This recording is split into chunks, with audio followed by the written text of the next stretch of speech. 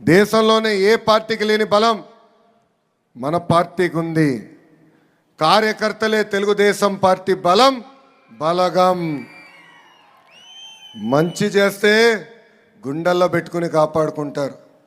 అదే కానీ ఎవరన్నా చెడు చేస్తే చీల్చి చెండాడతారు.